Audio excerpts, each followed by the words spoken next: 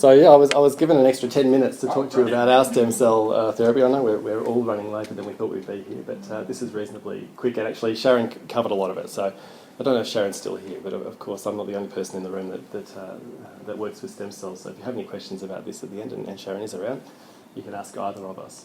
But this is what I'm doing my PhD on, and I just thought I'd start with a bit more detail on what a stem cell actually is. So there are two things about stem cells.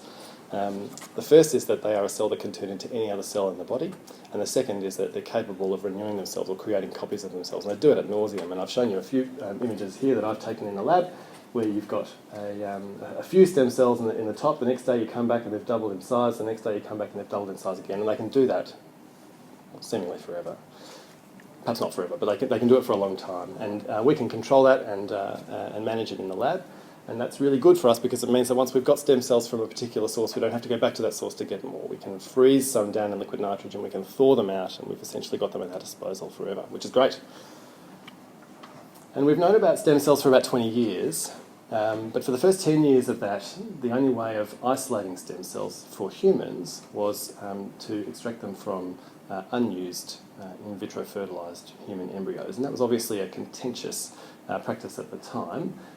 But then about 11 years ago now, I keep saying 10 years when I present this slide, but it was 11 years now. No, it's 12 years. I'm getting ahead of myself. 12 years ago, there was this landmark study that won a Nobel Prize out of Japan, which, as Sharon was describing, took skin cells from both humans and from mice and forced the expression of 4 genes that turned those cells into stem cells. And once that was turned into stem cells, they stayed stem cells. They don't sort of lose it and head back. They stay stem cells. And once you've got stem cells from, and this means you can generate a stem cell from any living organism, and it really has spelled the end of extracting stem cells from human embryos, which is wonderful. And once you've got those stem cells in a dish, and if you know how to turn them into a specific type of organ, and we do that just by mimicking what that stem cell would see if it was trying to turn into that organ in a human, you can do that. And there are lots of protocols that exist for heart and pancreas cells, for nerve cells, blood cells, and of course kidney cells. And this was the journal that the protocol for kidney was published in, which was developed by my boss, Melissa Little, and this is one of our kidney organoids. So you can see they're not large structures, they're about 2.5 millimetres across, and you can see all the tiny little structures in there that are reflective of mini nephrons. If we label all of those nephrons with fluorescent tags that tell us the different types of cells that are inside, and it's a bit of a cheat because I put an adult nephron on the far side of this slide and tried to highlight with the colours the analogous cells that are being highlighted in the organoid. You can see the white glomeruli, there's blue early tubules or proximal tubules, the distal tubule and collecting duct is green, and the collecting duct also, and the very distal tubules also light up red for us as well. So we've got all those different segments of the nephron reflected in this organoid, and we also have supporting cells, vascular progenitors, lots of other different types of cells that would exist inside the kidney as well.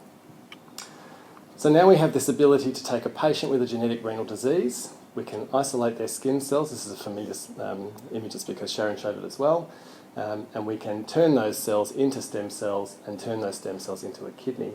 And there's multiple exciting applications of this technology, which include disease modelling and drug screening, and also bioengineering and cellular therapies, which are probably a little bit further down the track. But I'm quite excited about disease modelling, partly because it's what my PhD is about, but also because I think it is one of the more tractable applications that could lead to real discoveries, as soon as the next few years. And I thought I'd just present to you one of our examples of that. And this is actually the first study that we presented to the literature, where we took the skin cells from a young girl that had a form of cystic kidney disease, not polycystic kidney disease, but another form of it. And we knew what her gene was. So my colleague Sarah Howden, who's one of our senior scientists in the lab, corrected her gene mutation in her stem cells while she was reprogramming them. And that meant that and she used CRISPR-Cas9 to do that, which you might have heard of. And so what that did was gave us 2 different types of stem cells, some that were totally reflective of her DNA, including her mutations, and some that were totally reflective of her DNA, except that her mutation had been corrected. So if she was to have that genotype, she wouldn't have had a disease. And that allowed us to do a direct comparison of exactly what that gene mutation was doing and nothing more.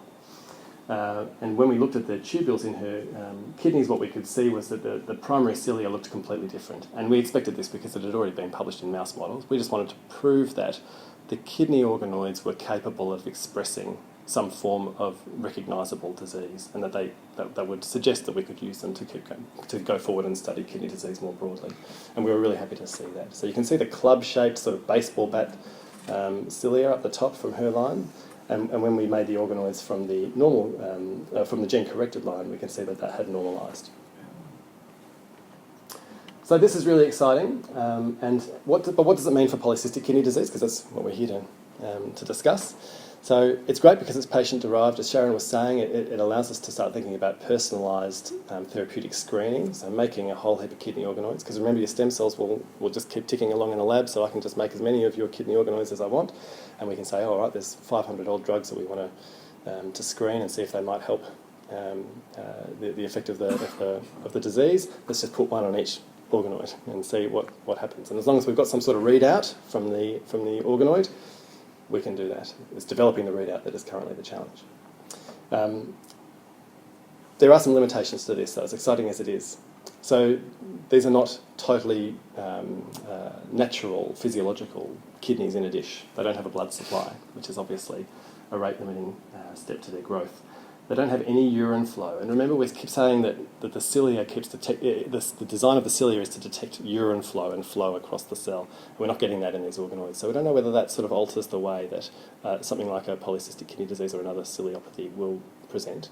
I should note that we had some evidence that the cilia are affected and that we can use them for that, but it might not be complete. And these are also very immature. So when we look at the gene signature of these organoids and compare them against human fetal tissues, we see that they're about the equivalent of a trimester 1 or 2 kidney. So that raises a question mark as to whether or not they'll be able to model autosomal dominant polycystic kidney disease, which is an adult onset condition, accepting that there is some literature out there that is doing that. But I think it does put ARPKD as a great candidate to try and use this sort of strategy, because we do see that presenting antenatally. And this is our group that helped me with all of this, and helped me a lot, because before I did this I was a doctor with no science background whatsoever. And I definitely want to point out Minoru, the insect here floating above us like a god, because he was the one that developed the original protocol as part of his postdoc, and he's now heading a lab back in Japan.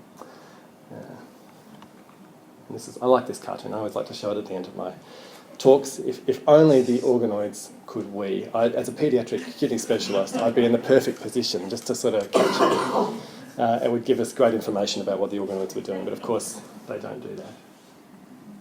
Thanks very much.